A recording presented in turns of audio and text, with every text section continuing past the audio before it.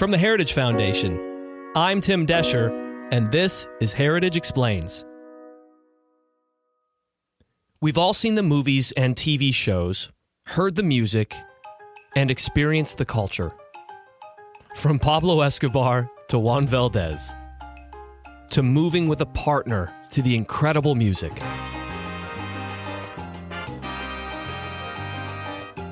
Colombia has made its mark on the world.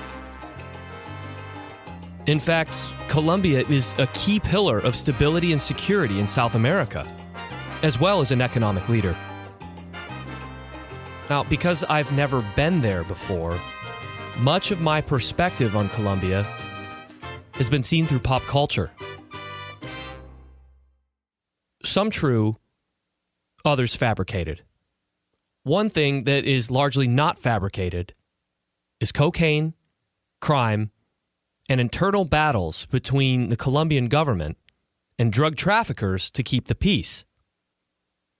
That is until this happened a few years ago. The president of Colombia signed a new peace deal with Farc rebels this morning, about 6 weeks after voters narrowly rejected an earlier agreement. Days after that vote, President Juan Manuel Santos received the Nobel Peace Prize for his efforts to end that 5-decade-old war. But peace has not always been an easy target to hit. Former Farc rebel leaders announcing in late August they are returning to war. The reason, they say, President Iván Duque is not implementing the 2016 peace accord. While there are several reasons, the decades-long war is not over. General Alberto Mejia, commander of armed forces in Colombia, sums it up in a few short words. As long as there is coca and cocaine, those groups will have support to continue their fight against democracy and to continue their fight against civilian population. And he's right. While this real-life crime drama plays out in front of the world, Colombian cocaine has caused very real damage to Colombian peace and American culture. So, can this peace accord last? Even with this agreement, Colombia continues to be the #1 producer of cocaine in the world, which means the drug traffickers still have considerable power. So, is peace possible? What is the U.S. role in this? And what does Venezuela and China have to do with it? Ana Quintana is a senior policy analyst here at the Heritage Foundation. This week, she talks about the strides the U.S. is taking in step with Colombia to secure peace, and how this model can serve as a guidepost for the entire surrounding region. Anna, the paper that you recently released, Steps the U.S. Must Take to Secure Peace in Colombia. Now, from a lot of surface knowledge that I have on Colombia, I picture it as a country kind of overrun by crime, and Pablo Escobar, and the perennial theme for a show like Narcos. But, you call Colombia one of the biggest success stories in Latin America. So I'm hoping you might be able to just surfacey clear some of this obvious ignorance up. Why such a stark contrast? Yeah, I mean, shows like Narcos and all this like Pablo Escobar stuff, I mean, that was Colombia 30 years ago, right? I mean, Colombia has made this like fundamental transformation from it being almost a failed state to now you go to Colombia and in the capital city, you walk by a Louis Vuitton and Ritz-Carlton's. I mean, like there are luxury shops and luxury areas, and it's just one of the most developed countries in South America. Granted, again, there are still lingering problems. There are still lingering issues of underdevelopment. There's still problems of internally displaced people from the conflict that just ended recently.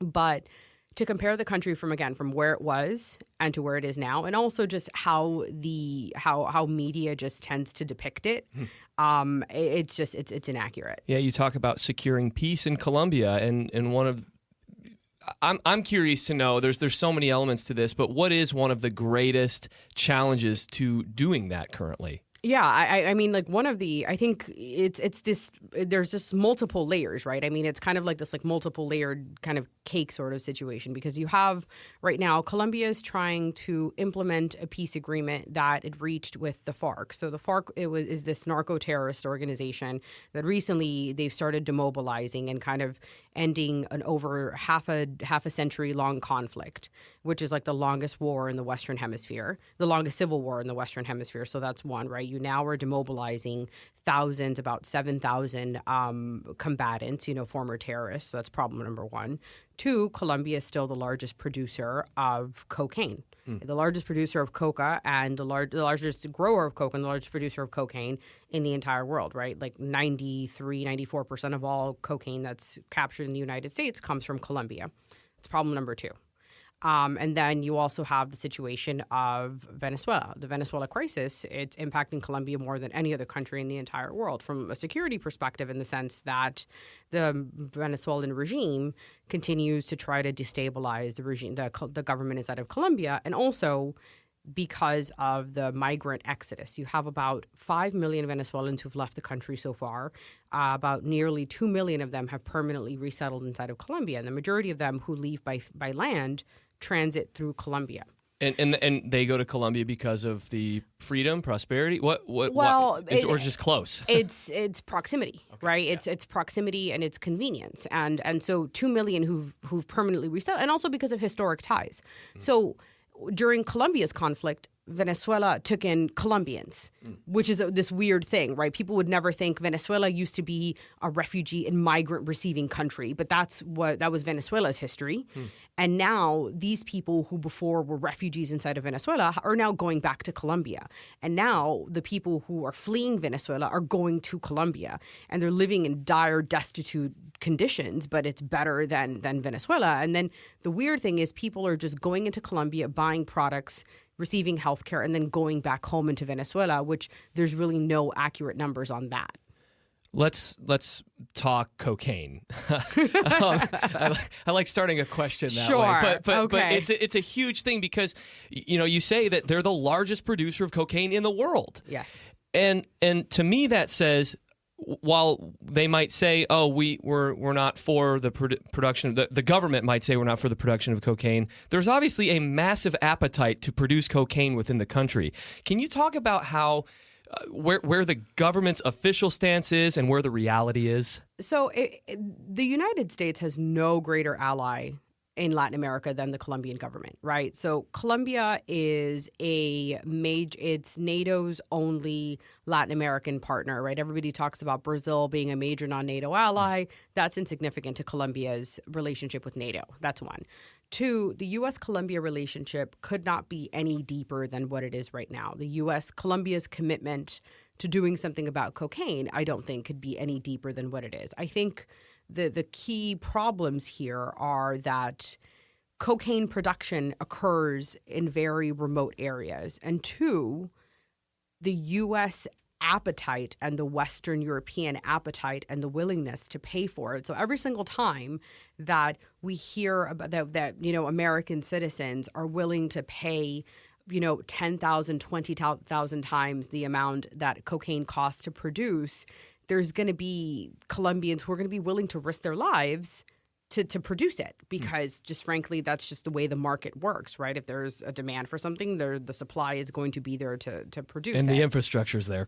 Well, and then then this is the other key problem, right? Why does the infrastructure to transit continue to be there? And the transit infrastructure is through Central America and to Mexico. And this is where the key problems are, right? The fact that the transit countries continue to not have the security in place to stop drug transit. But again, I think we just need to have deeper conversations in this country about why does our demand continue to exist. So cocaine is illegal in Colombia. Absolutely. Oh God, it's illegal, and it's just like demonized as a culture. And yet they're the largest producer in the world. That to me is very surprising. Overwhelmed by the 24/7 news cycle? Looking for a way to keep up with the news that matters?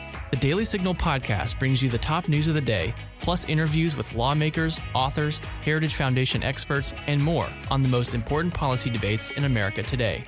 If you're a conservative who wants to be on top of the news, check out the Daily Signal podcast, available every weekday morning. Okay, I want to talk about this peace deal that was signed between the Colombian government and the Farc. What did that entail?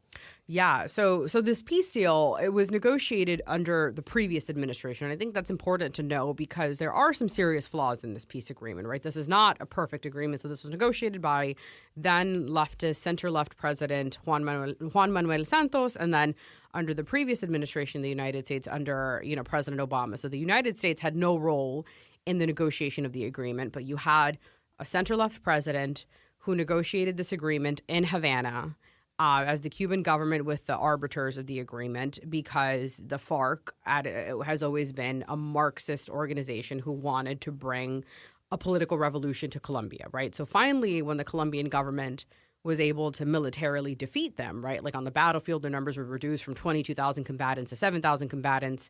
That's when they decided to finally come to the negotiating table. And so in this agreement, there's, ideas for like how to have land reform, how to kind of bring about some sort of land reform process, drug policy process. How does Farc become a political party, which essentially I think there's a lot of tension in that thinking like, well, how do we rationalize thinking that a terrorist organization goes from being terrorist to now a political party. And Farc is considered a terrorist organization. Yes, the U.S. government, the EU, and the EU no longer considers them a terrorist organization after the signing of the agreement, but Canada did. Many international organizations and countries did. And so this peace agreement essentially tried to find what were the sources that led to the Colombian conflict and prolonged the Colombian conflict, right? Because this was a conflict that lasted for 57 years, right? Imagine your country being in a civil war for 57 years. People got tired of the conflict, right? This is a conflict that killed 250,000 Colombians and displaced 7 million people. So I think something needed to be done, and granted, concessions needed to be made. But again, I think there were some serious flaws in it. All right. So then you say that the U.S. should have an active role in this peace agreement. How does the U.S. have a role in an internal agreement within the country of Colombia? What can our role be? Sure. So the United States and Colombia is, again, our greatest ally in Latin America. The U.S. is Colombia is our largest foreign aid recipient in Latin America. The U.S. is deeply invested in the future of Colombia, because every time when we think of what's our greatest priority inside of Latin America, everybody thinks Cuba, this, that. I would say Mexico and Colombia. I would kind of honestly put those two on the same tier. Colombia is the top cocaine producing country in the entire world. We need to get this right. We cannot afford to. There's no margin for error here.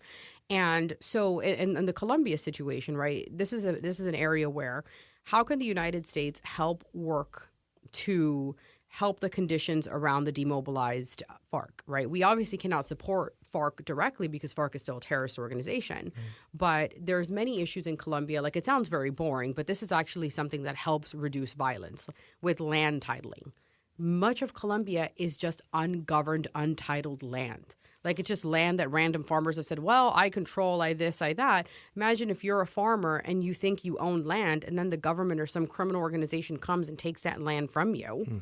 This is a thing that the U.S. government can actually play a role in. And also this helps prevent criminal organizations from coming in and saying, well, I'm stealing this land and I'm going to start planting cocaine. And all of a sudden, Colombia's cocaine numbers start going up. So instead of, producing cocaine, these farmers are now producing a legitimate crop that helps, permanently decrease the cocaine production numbers. And then on the other side, there's the issue of the internally displaced people. I think Colombians are IDPs, and now with this situation of Venezuelans, the Venezuelan migrants, these are the people who are most vulnerable to being recruited by criminal organizations. Right. Do we want more people working for Colombian criminal organizations? Clearly not.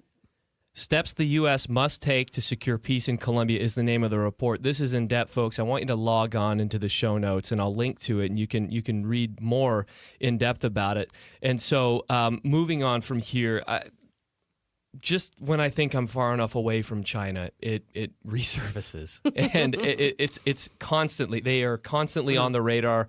We're constantly covering it on this show. And one of the things that you mentioned that we need to work with Colombia to combat is China's influence in the region. What is China's mission down there? So China's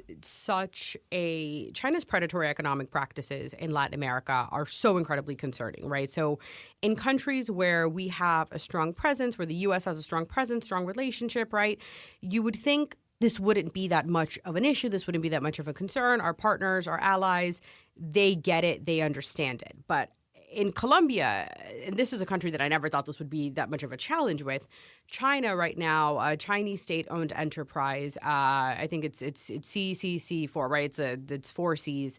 They have won a bid to build the largest infrastructure project inside of Colombia. So right? It's infrastructure building. That's what China's just investing in infrastructure. Well, exactly. Well, because imagine these are countries that need infrastructure. Right. Yeah. So this is how they take advantage. So this is what they're doing in Africa. This is what they're doing in all developing or third world countries. Exactly. Mm-hmm. And so imagine this is Colombia's metro project. It's a subway project. This is this multi-billion-dollar, multi-decade-long project.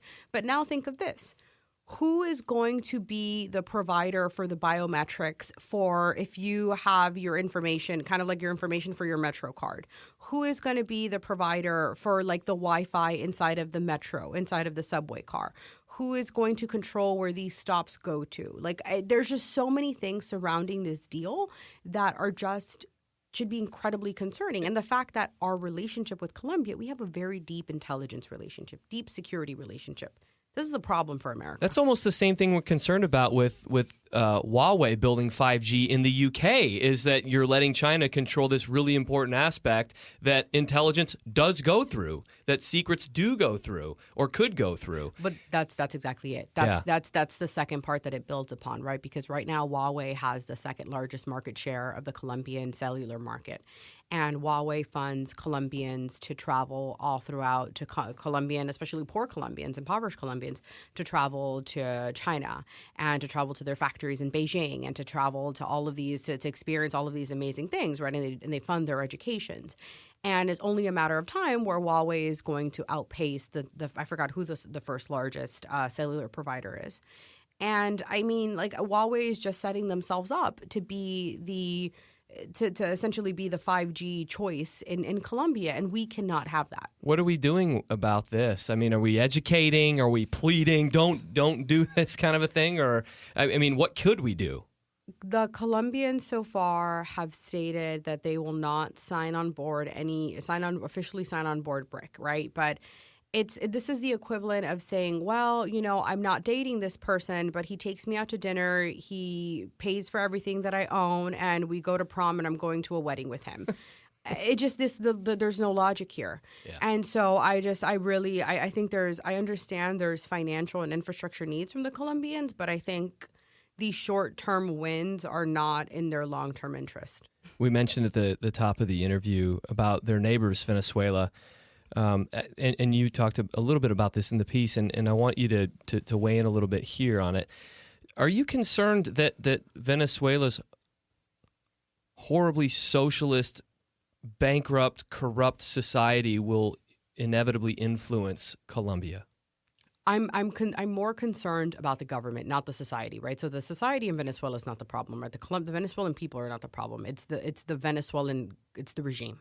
The regime is what's been this cancer on the Venezuelan people. And I think what I'm very concerned about, so right now you have like Farc dissidents inside of Venezuela, and these Farc dissidents are allowed to mine gold illegally and to grow cocaine and traffic cocaine. And these Farc dissidents have said, we want to attack the Colombian government. We want to resume our war against the government. Imagine one day if they're on the border and they start attacking the Colombian military from Venezuela. That can escalate potentially into a minor conflict or potentially into a war.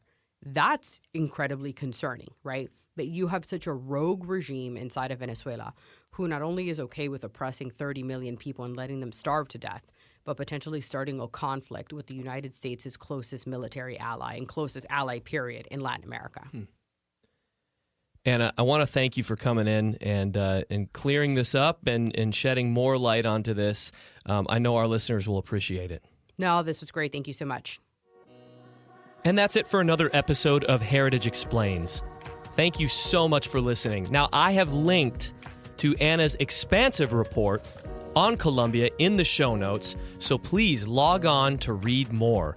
Also, we hope you are taking care of yourself out there during this whole coronavirus thing. Not only yourself, but take care of others the way that we should. And if you have some time, feel free to leave us a comment or, better yet, give us a 5-star rating wherever you listen to podcasts. We really, really appreciate it, and it really does help. Also, don't forget to send us an email at managingeditor@heritage.org. Next week, we got a brand new episode. We'll see you then.